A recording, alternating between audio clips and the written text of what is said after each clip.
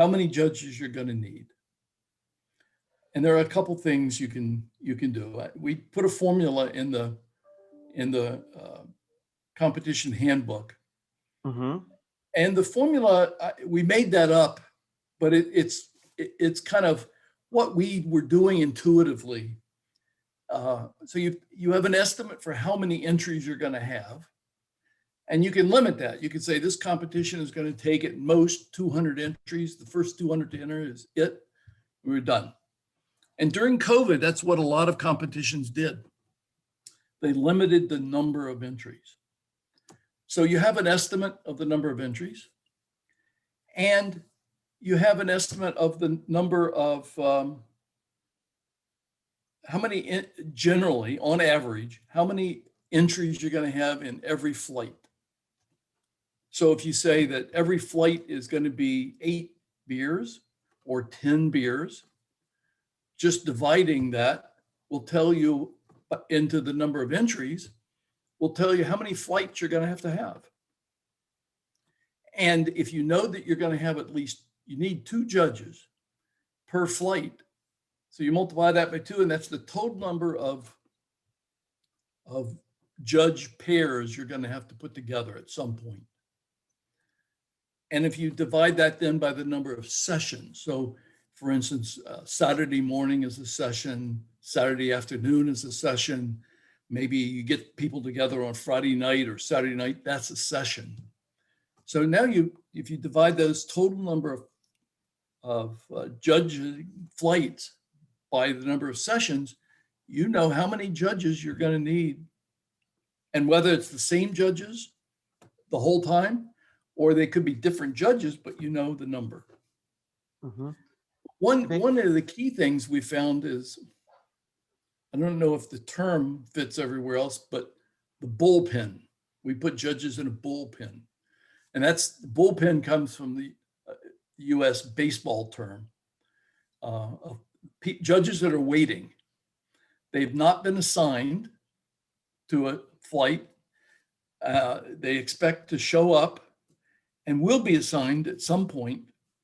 But if you have a no-show judge, or you have a few extra entries you need to put in another flight, you've got some extra judges to judge. Mm-hmm. So what happens if everybody shows up that's supposed to show up, and you have a few extra judges?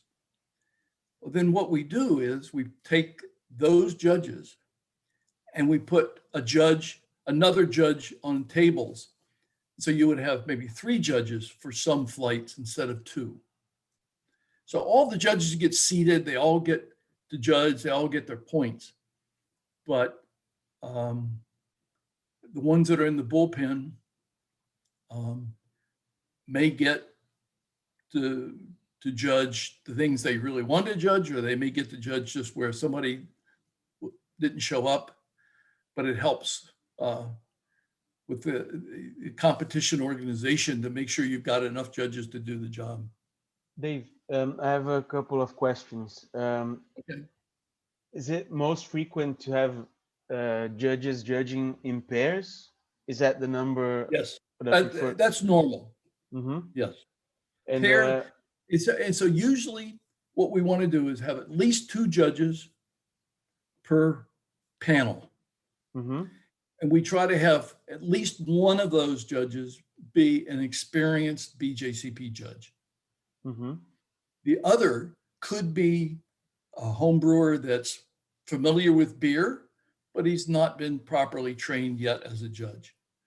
Or maybe he's taken the exam but hasn't got his score back, so he's not certified yet, but he's been through the training. Mm-hmm. So we'll try to at least do that. And the other question I have is regarding having judges in the bullpen.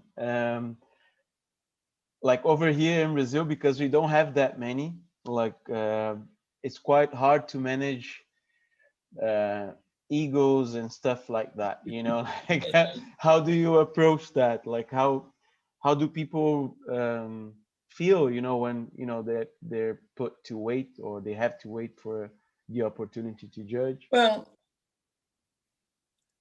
I would say generally the people that we'll try to put in the bullpen are not the experienced BJCP judges, but they're more than likely the less experienced, but beer knowledgeable people that want to be judges at some point. So they could be club members, homebrewers that really want to judge at some point, and they want to take the exam at some point, but they're not ready yet. They haven't done that. And so that's fine. We'll use them where we need to. And those are the people that we'll use them the best that we can, is what we tell them, Like with I host a professional competition here, and we normally have like 2 or 3 people, but it's not like we use a different approach. We have a couple of guys whom we really trust and who have some degree of experience, and they Right. help with other tasks as well. They're not just sitting there waiting to judge. Obviously, they're not allowed to see the samples and stuff like that, but they'll be out in the room helping with problems that arise that are normal, like a Right. competition day kind of thing. And for the a lot of the professional competitions like Great American Beer Festival or the World Beer Cup, most of the judges are not BJCP judges. They've come to respect the BJCP judges, and they do use a good number of them. But a lot of times the judges are professional brewers or members of the press that have written about beer for many years.